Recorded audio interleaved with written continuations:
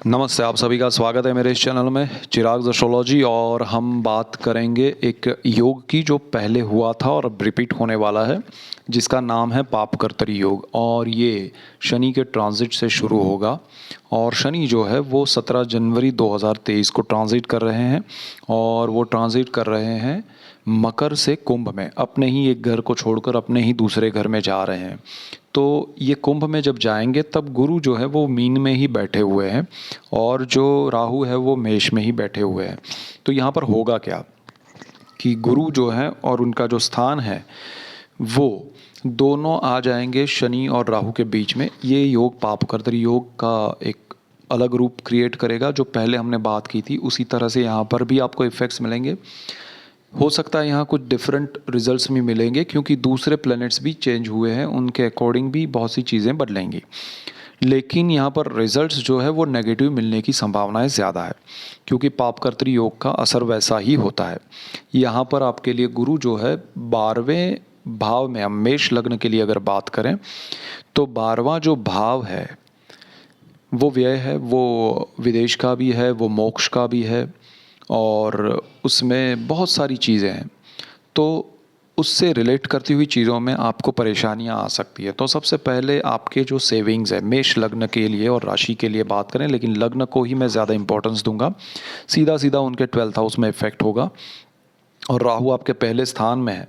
शनि की पोजीशन अच्छी है कि वो अपने घर में है, इसलिए वो अच्छा है, सोर्स ऑफ इनकम में है, तो आपको वहाँ थोड़ा सुकून मिलेगा, शांति मिलेगी, अच्छा लगेगा। लेकिन राहु पहले भाव में आपके दिमाग पे, आपके थॉट्स पे, आपके विचारों पे इफ़ेक्ट करने वाला है और वहाँ पर ये पापकर्तरी योग का असर आपके इन्वेस्टमेंट को रॉन्ग नहीं बना दे। आप कोई भी बड़ा कदम उठाना चाहते हैं तो सोच समझ कर उठाइएगा पापकर्तरी योग के समय में, जनवरी 17 से। और ये चलेगा 17 जनवरी 2023 से। अप्रैल में ट्रांजिट हो रहा है गुरु का।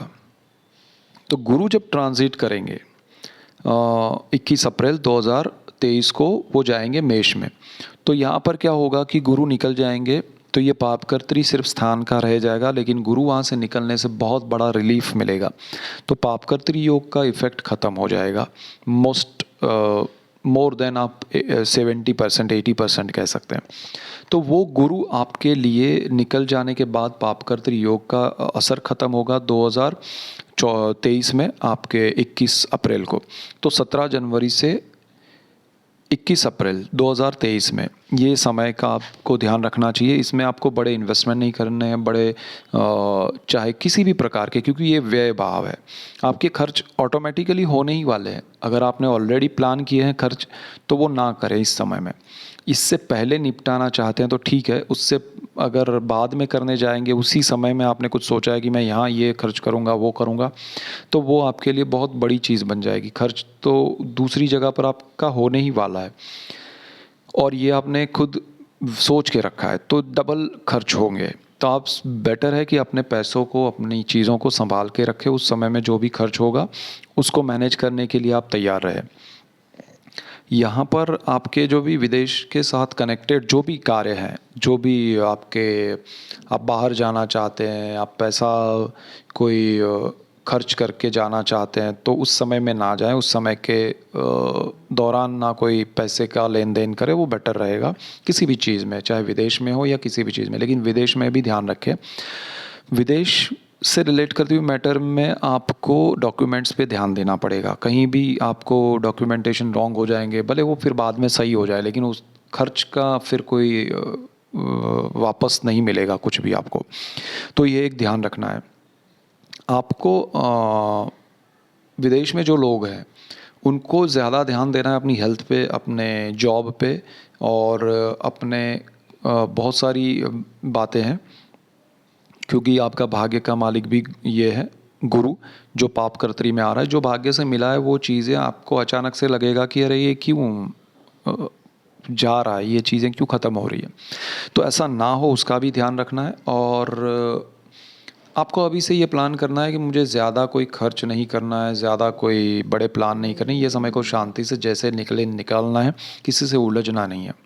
किसी को इस समय में ज़रूरत हो तो किसी को हेल्प कीजिए, लेकिन आपके लिए एक ज़रूरी फंड्स रखें ताकि आपको भी तकलीफ़ हो तो किसी से आपको मांगना ना पड़े। और हो सके उतना समय आप इसको मैनेज कीजिए संभालने में, कि भाई ये समय को ऑब्ज़र्व करते हुए कि इसमें कुछ हो सकता है कि मुझे ज़्यादा है कहीं कुछ खर्च करना पड़ जाए, तो वो आप डिवाइड कर दीजिए अपने फैमिली मेम्बर्स के साथ, तो ज़्यादा अच्छा रहेगा।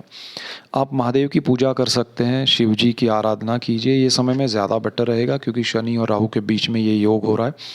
दूसरी चीज़ क्या है कि आप विदेश में रहते हैं, आप विदेश की कंपनी के साथ जुड़े हुए हैं, चाहे अपने कंट्री में रह के आप विदेश के साथ कहीं डीलिंग में किसी भी प्रकार के, तो उसमें हर्डल्स आएंगे, प्रॉब्लम्स आएंगे। आपका जॉब चल रहा है और विदेश जाने वाले हैं, या विदेश में ही जॉब है आपका, कंपनी ने यहाँ से भेजा है तो सडनली आपको वापस बुला सकते हैं।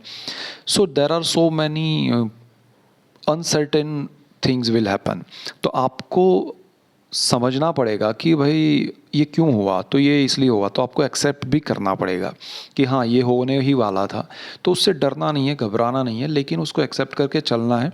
बट कहने का मतलब ये है कि जो होना है वो तो होके रहेगा, लेकिन आप मेंटली प्रिपेयर रहें, डरना नहीं है, झटका लगे तो दुखी नहीं होना है। और थोड़ा आप ऑब्ज़र्व कीजिए समय को और मैनेज करने की कोशिश में रहिएगा अभी से, क्योंकि ये समय है अभी आपके पास। अभी अक्टूबर चल रहा है, नवंबर, दिसंबर and then January. So effect होने से पहले आपको बहुत सारी चीज़ें समझ में आ जाएगी, तो वो एक प्लान करके चलिएगा। और दूसरी चीज़ क्या है कि पिता के साथ भी आपका अच्छा एक रहे बॉन्डिंग, वो ध्यान रखिएगा। पिता के लिए आपको कुछ करना पड़ेगा तो कीजिएगा। आपके पिता के लिए आपका शायद कोई ऑपरेशन का या ऐसा कुछ योग बन रहा है उनके चार्ट में या आपके पर्सनल चार्ट में, तो भी यहाँ पर थोड़ा ओपिनियन लीजिएगा 2-3, तो ज़्यादा बेटर रहेगा। अदरवाइज़ थोड़ा आपको एकदम हर्डल्स आएंगे या एकदम हड़बड़ाहट में आप रॉन्ग कोई निर्णय पे ना आ जाए। सो वो सारी चीज़ें सोच के चलना है। और आपको लगेगा कि जीवन में कुछ रखा ही नहीं है, ये समय में आपको वो अनुभूति भी हो सकती है कि मोक्ष की ओर जाना, मतलब ये नहीं कि साधु महात्मा बन जाए, लेकिन आपको एक तरह से जीवन से एक दूरी बनाने की कोशिश करे आप कि भाई बहुत हो गया, ऐसा क्या रखा है जीवन में, इससे तो अच्छा है लोग साधु बन जाते हैं। सो ये सारी चीज़ें भी अनुभूति कराएगा ये योग। और ख़ासकर अपने मन को शांत रखिएगा, ये ज़्यादा बेटर रहेगा। यहाँ से आगे बढ़ते हैं वृषभ लग्न और राशि के लिए। लग्न की ही मैं ज़्यादा बात करूँगा। तो वृषभ वालों के लिए ये जो योग है वो 11वें भाव में हो रहा है, 12वें भाव में राहु है, 11वें भाव में ये है आपका गुरु, और 10वें भाव में शनि महाराज आ रहे हैं। तो आपके लिए ये योग जो है वो सीधा सीधा इफ़ेक्ट करेगा आपके सोर्स ऑफ इनकम पे। आपकी इनकम बंद नहीं हो जाए, सबसे पहले ध्यान रखिएगा, डरिए मत, लेकिन समझ के चलिए कि आपको उस समय में कोई ऐसे प्रोजेक्ट्स नहीं लेने जो आपकी प्रोफाइल में ना हो, जो आपके वर्क में मतलब आता ही ना हो। आपको कहा जाए कि ये कर लीजिएगा, तो आप भी अच्छा लगाने के लिए, दूसरों को अच्छा लगे इसलिए कि कर लेते हैं, तो वो आपको उलझाने के लिए हो सकता है, आपको निकालने के लिए हो सकता है। ये चाहे पॉलिटिक्स हो या फिर आपका डेस्टिनी हो, लेकिन ऐसा कुछ हो सकता है। तो आपको वैसा नहीं करना चाहिए। जो आपको नहीं पता है उसमें बड़े सम्मान के साथ, प्यार के साथ आप मना कर सकते हैं, और जो आपका रूटीन है उसी को मैनेज कीजिएगा। उसमें ही बहुत सारे हर्डल्स आएंगे, तो वो सारी ध्यान रखनी है बातें। और जहाँ आपका जॉब शिफ्टिंग हो रहा है, आपको लग रहा है कि जॉब चेंज करना है, इसी समय में देखिए आपका केतु भी 6ठे भाव में चल रहा है। जॉब में बड़ी अपॉर्चुनिटी आपको लगेगी, आपको लगेगा अरे ये तो बहुत ज़बरदस्त है, लेकिन विदाउट कंफर्मेशन यहाँ पर मत जाइएगा, ये पाप कर्तरी योग आपका जॉब खा सकता है। सो आपका जॉब हो, बिजनेस हो, आप कुछ भी कर रहे हैं, आप हाउस वाइफ हो और आप कहीं इन्वेस्ट कर रहे हैं पैसे, सपोज़ आपने सोचा कि अरे मेरी इतनी सेविंग्स हुई है, मैं हाउस वाइफ हूँ, लेकिन मैं यहाँ पर कुछ बचत करती हूँ और ये इन्वेस्टमेंट करती हूँ तो मुझे नेक्स्ट टाइम इतना मिलेगा, तो वो पैसे जा सकते हैं। ये जो समय है 17 जनवरी से 21 अप्रैल, कुछ मत कीजिएगा, जो है अपने हाथ में संभाल के रखिएगा, वैसे भी खर्च आएगा आपके लिए, तो वो सारी चीज़ें आपको ध्यान रखनी पड़ेगी। यहाँ पर आपको एक और चीज़ ध्यान रखनी है, ये इच्छा पूर्ति का भाव है। आपके मन में इच्छाएं होंगी कि मेरा ये समय अच्छा जाए, इसमें मैं ये कर लूँ तो मुझे इतना अचीवमेंट मिलेगा, इतना पैसा मिलेगा, ये हो जाएगा, वो हो जाएगा, वैसा होगा नहीं। तो ये पाप कर्तरी में आपके पास से सिर्फ जा सकता है पर्टिकुलरली पैसा और जॉब।